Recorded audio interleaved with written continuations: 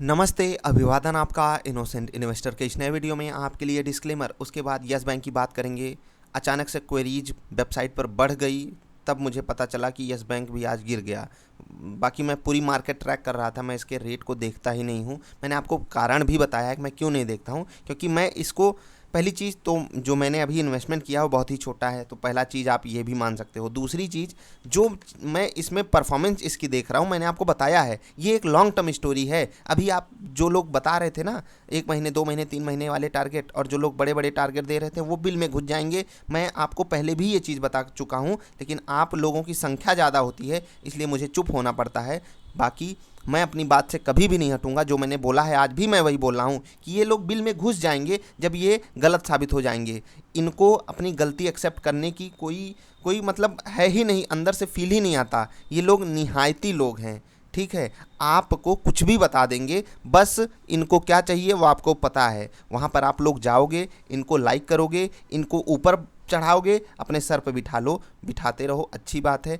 आप लोगों को जो मन वो कीजिए। मैं तो आपको पहले से भी एक्सप्लेन करता हुआ आ रहा हूँ ना, बाजार के खिलाफ तो यस बैंक देखिए 2 4 10 दिन चल सकता है सेंटिमेंटल, ठीक है। बाकी बाजार के साथ ही इनको चलना पड़ेगा, क्योंकि बाजार के साथ हर एक स्टॉक चलता है। अब तो ये निफ्टी 500 में भी आ गए हैं, तो इनको तो चलना ही पड़ेगा। आप खुद एक बार सोच के देखा कीजिए, बाजार में पूरी नेगेटिविटी फैली हुई हो तो यस बैंक क्या उसके अगेंस्ट चलेगा? क्या इनका कुछ बिजनेस अलग टाइप का है? क्या ये कोरोना की वैक्सीन बनाकर लाएंगे क्या सामने? मतलब अगर नॉर्मल सेंस में मैं बात कर रहा हूँ तो आपको समझना होगा ना, बैंकिंग बिजनेस है, जैसे सारे बैंकिंग बिजनेस है वैसे ही इनको करना है। कितनी बार समझा चुका हूँ, लेकिन आप लोगों की क्वेरी उसी एक मुद्दे पे आती है। थोड़ा प्राइस का डिस्कशन करेंगे, फिर से आपके साथ डिस्कशन जारी रखेंगे। 14 रुपये 35 पैसे पे अभी रेट चल रहा है, ठीक है। लगभग 4.5% डाउन है, लोअर सर्किट की भी संभावना है क्योंकि 5% की ही लिमिट है, यहाँ पर आप देख सकते हैं, ठीक है। आज गैपअप किया है, गैपअप करने के बाद बिल्कुल सस्टेन नहीं कर पाए, लगभग सारे स्टॉक सस्टेन नहीं कर पाए आज गैप अप, और वहाँ से नेगेटिव पैटर्न बन गया है। ट्रेडिंग के लिए बहुत ही अच्छी अपॉर्चुनिटीज़ थी जो लोग ट्रेड करते थे अदर स्टॉक्स में। यस बैंक की बात चार्ट पर अब करते हैं। देखिए ऊपर के लेवल पे सस्टेन नहीं कर पाए, जहाँ खुला वहाँ थोड़ा सा ऊपर गया, बिल्कुल वहाँ पर तगड़े से सेलिंग आ गई। उस सेलिंग के कारण देखिए 15 रुपये 40 पैसे के आस 15 रुपये 30 पैसे के आसपास खुला था, 14 रुपये 40 पैसे के आसपास आ चुका है, यानी कि 1 रुपये का इसमें सेल ऑफ आ गया। 1 रुपये बहुत बड़ा मूव होता है, आप अगर समझ पाएँ तो लगभग 8 9% का मूव है ये 1 रुपये का, ठीक है। अब 8 9% इंट्राडे में नुकसान हो गया, कुछ लोग खरीदे भी होंगे आज, ऐसा भी होता है यार। लेकिन अभी जो वॉल्यूम हुआ है वो बहुत हैवी नहीं हो गया है कल जो पिछला ट्रेडिंग सेशन था उसके मुकाबले। अब मैं आपसे क्या बात करने वाला हूँ, वो सबसे ज़रूरी बात, अगर ये 14 रुपये का सपोर्ट डिसाइसिवली तोड़ देता है, डिसाइसिवली का मतलब वॉल्यूम के साथ, ठीक है, वॉल्यूम के साथ अगर तोड़ देता है तो 12 रुपये का लेवल आने में कोई देरी लगाएगा ही नहीं।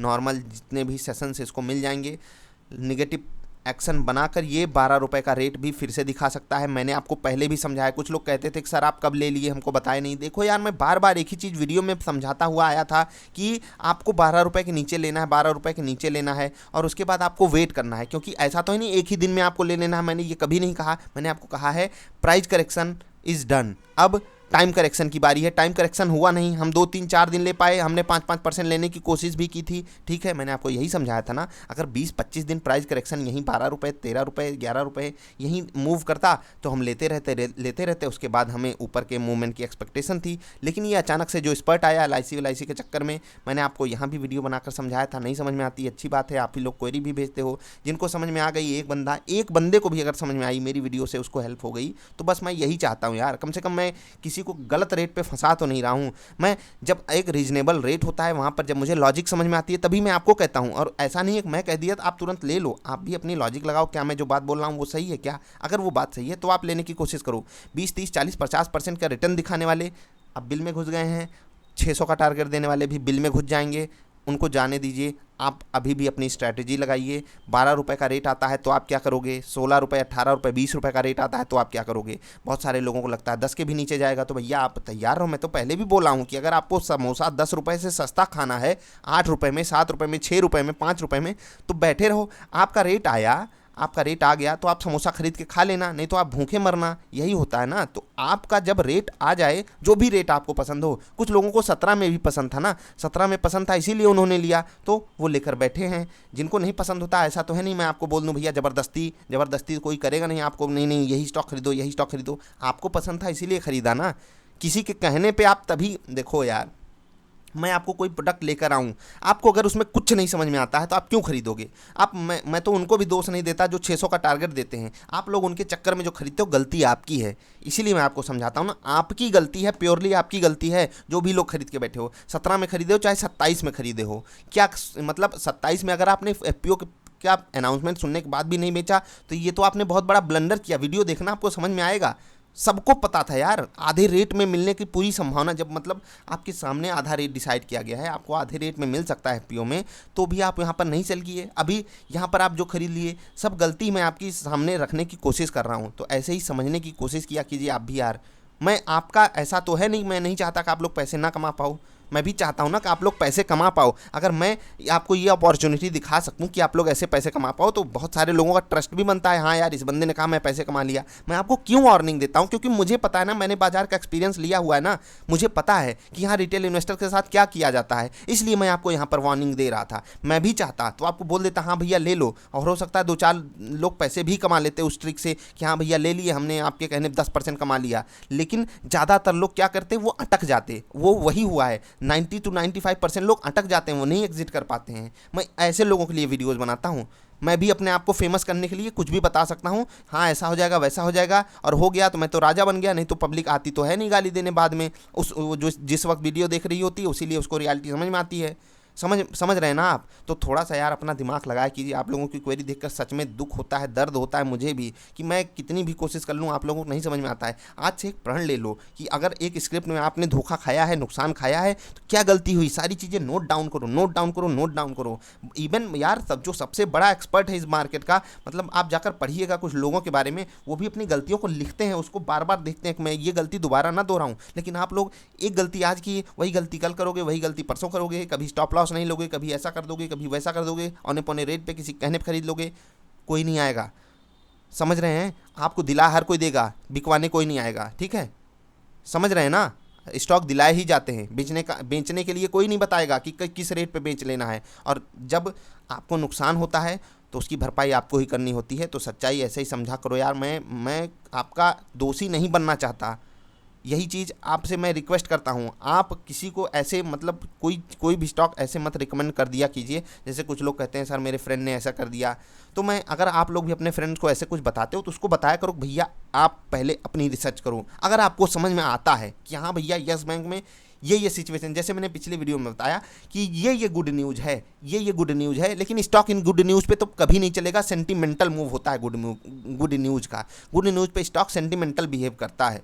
अगर उसको रियलिटी में चलना ही है तो वो रिजल्ट पे चलेगा। मैं पिछली वीडियो में यही तो एक्सप्लेन किया, और यही मैं आपसे हमेशा रिक्वेस्ट कर सकता हूँ कि अब भी मौका है, समझ जाओ। नए लोग हो, समझ जाओ। आप लोगों की क्वेरी देखकर ही समझ में आता है कि आप लोग वेट नहीं कर सकते किसी स्टॉक में, और वेट करना ही एक आखिरी ऑप्शन बच जाता है। जब आप किसी ऊपर के रेट पे फंस जाते हो तो दोनों सिचुएशन देखो, वेट ही करना है तभी बड़ा पैसा बनेगा, लेकिन गलत रेट पे फंस कर अगर वेट करोगे तो सिर्फ आपको आपका रेट मिलेगा। समझ रहे हैं ना? अगर आप ठीक ठाक रेट पे खरीद के वेट करते हैं तो आपको रिटर्न मिलेगा, लेकिन अगर आप गलत रेट पे खरीद के वेट करेंगे तो आपको सिर्फ आपका प्राइस मिलेगा, जितना रुपया आपने लगाया आपको वही रुपया वापस मिल जाएगा। तो ये भी चीज़ सोचा करो कि कोशिश करो कि सही रेट पे चीज़ खरीदनी है। मैं मिस कर दूंगा, मैं 10 स्टॉक में से 9 स्टॉक मिस कर दूंगा, लेकिन जो 10वां स्टॉक खरीदूंगा वो सही रेट पे खरीदूंगा। मैं उसको अपने हिसाब से डिसाइड करूंगा, ये रेट है, इसके नीचे इतना जाएगा मैं बेच दूंगा, इसके ऊपर इतना जाएगा तो मैं बेच दूंगा। हर स्ट्रैटेजी आपकी तैयार रखो।